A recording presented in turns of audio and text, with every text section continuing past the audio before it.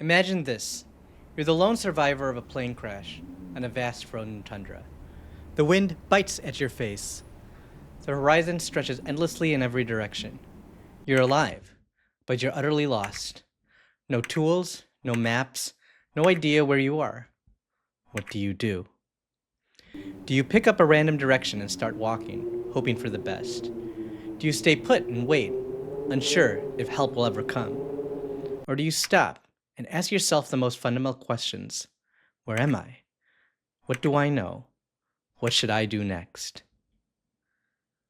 Now think about this.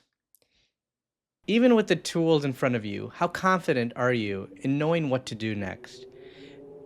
And if you see multiple people approaching you in the distance, the questions may multiply. Are they safe? Can I trust them? This story isn't just about survival. It is a metaphor for life. How often do we find ourselves lost, facing the unknown?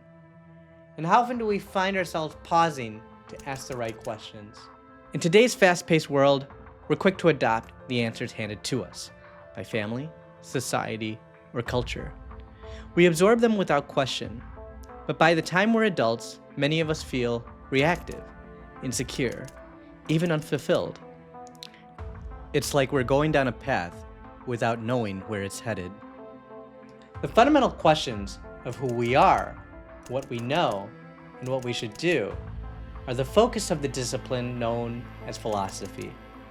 Philosophy examines the nature of existence and our relationship to that existence. Neuroscience and psychology allow us to understand how we sense our external environment, but it is philosophy that allows us to understand that which we perceive. Philosophy provides you with much needed tools. Is the world around you bounded by natural laws? And is this world stable and understandable? Or is your existence within an unstructured chaos that is impossible to grasp? Are you perceiving real and concrete objects, or are they merely illusions? Are the things in front of you existent, independent of your own observations, or are they simply a figment of your imagination? The nature of how you act as a conscious human being will be different depending on how you answer these questions. The study of these questions and of what is the nature of reality is the focus of metaphysics. When you accept a framework of what reality is, you will have to face another question. How do you know what is real? You have to be able to claim and acquire knowledge and validate the accuracy of your thoughts. Do you do this by a process of logic and reason, or by processes that are external to logic itself?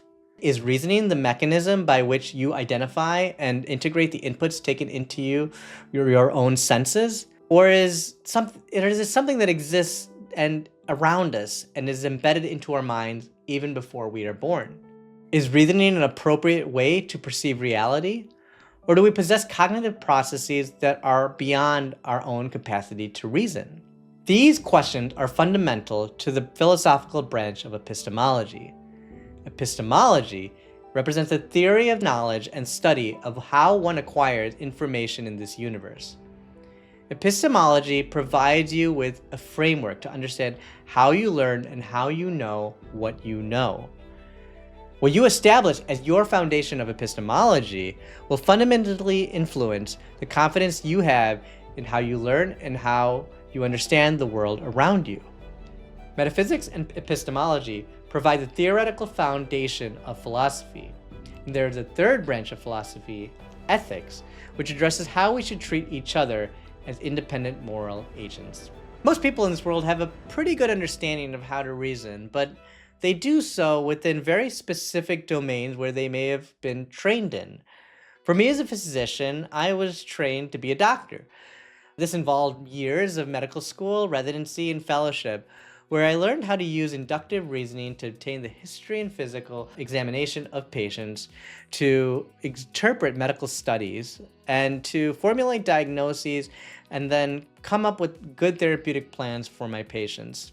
What philosophy has taught me is that this really just isn't for medicine or for a specific domain that I was trained in. This way of critical thinking is really important for all of our aspects of life, because we have a lot of problems that we got to solve in this world.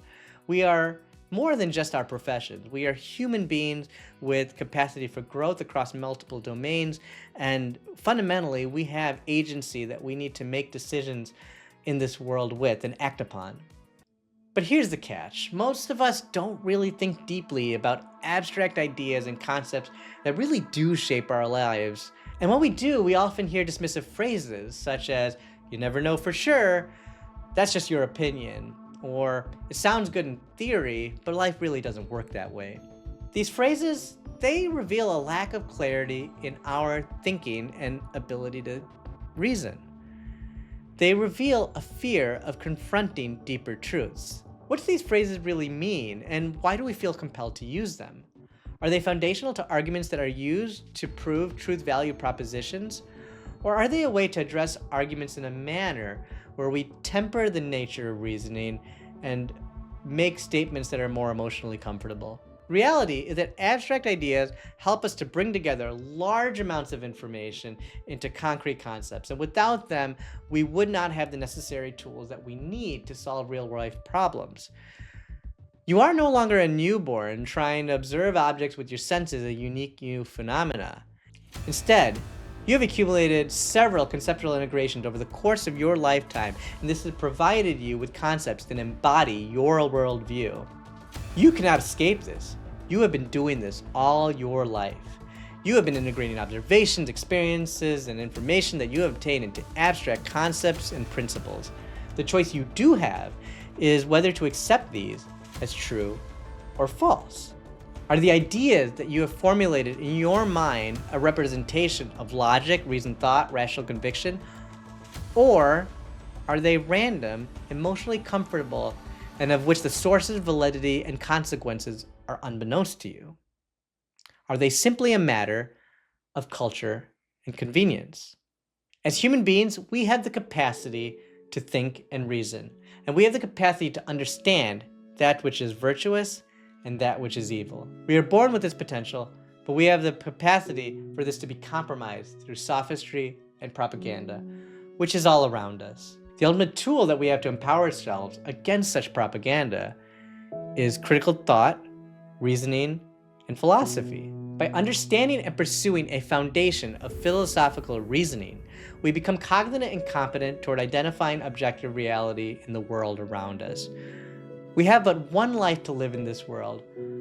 Only by truly understanding how our world works can we fully embrace all that life has to offer.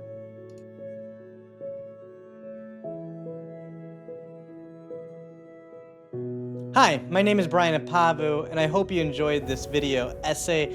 I am a neurologist that also has a personal passion for philosophy, economics, psychology, and all sorts of things, and that's why I created this channel, to be able to share some of the thoughts that I have that I really want to share.